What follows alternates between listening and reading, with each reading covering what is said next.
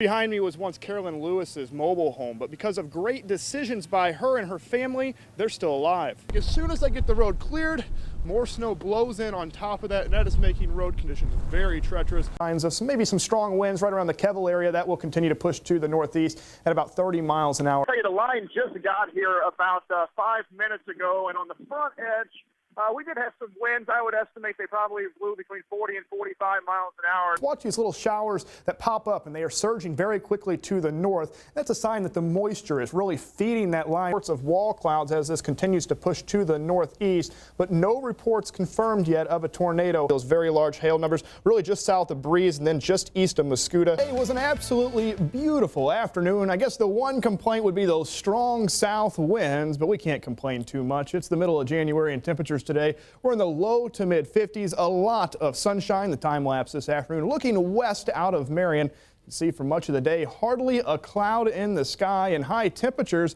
the warmest they've been since about the middle of December. The high temperature in Mount Vernon 52, 54 in Marion, 56 degrees in Paducah, and that's not an air off to the west. Rolla, Missouri recorded a high temperature of 62 degrees. Those strong south winds are going to stick with us for a good part of the overnight hours and actually keep temps up quite a bit as well. 46 right now in Mount Vernon, 50 in Marion, 51 holding on in Paducah. We are looking for a series of weak cold fronts to push through. The first just off to our west right now across western Missouri. On the other side, 42 degrees in Kansas City, ahead of it 50 still in St. Louis, 61 in Tulsa. This first cold front's going to push through, not really have a whole lot of cold air behind it. Even tomorrow afternoon, we're not going to see much of an impact from temperatures. We will start to see another front push through on Tuesday, and that will bring in some colder air as we move into the middle of the week. This front is likely going to go through dry. We are already starting to see the clouds increase from the southwest, and we're going to have to watch those as they move in and really stick with us for a good part of the day tomorrow.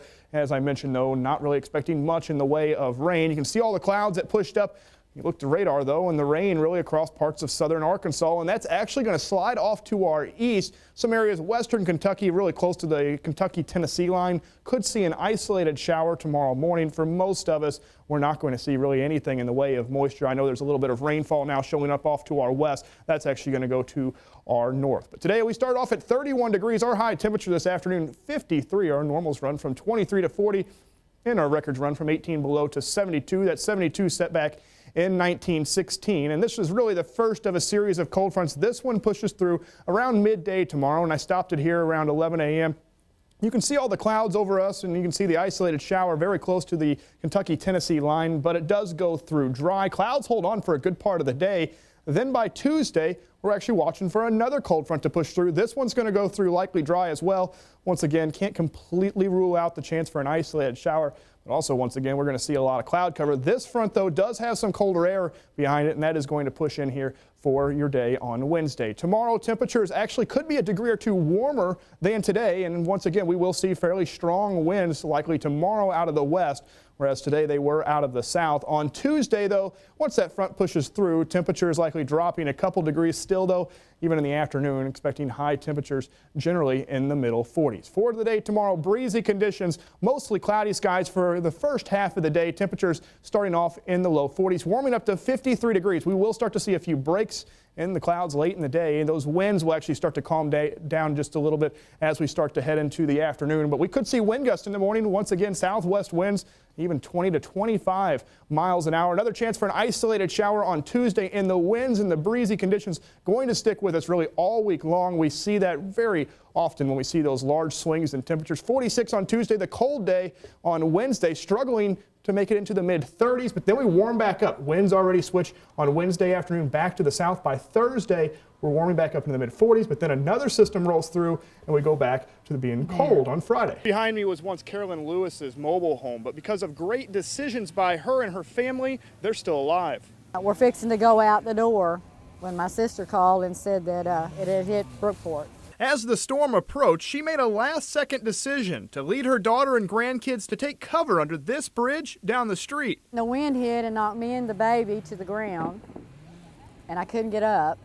Well, my daughter come up behind me and grabbed me and the baby, and her and the baby went in the creek. I kept grabbing hold of the limbs until I got underneath it, and just as we got underneath it,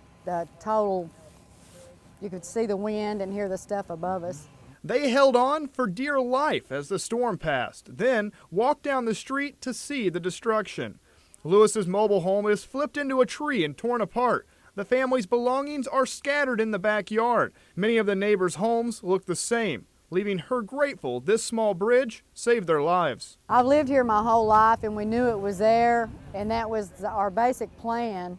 Having a plan in place ahead of time is always a good idea, but it's even more important if you live in a mobile home because simply waiting for a warning to be issued isn't always enough. You should really have already taken action before the warning, even in the watch phase, especially if you see storms approaching 50, 100 miles away.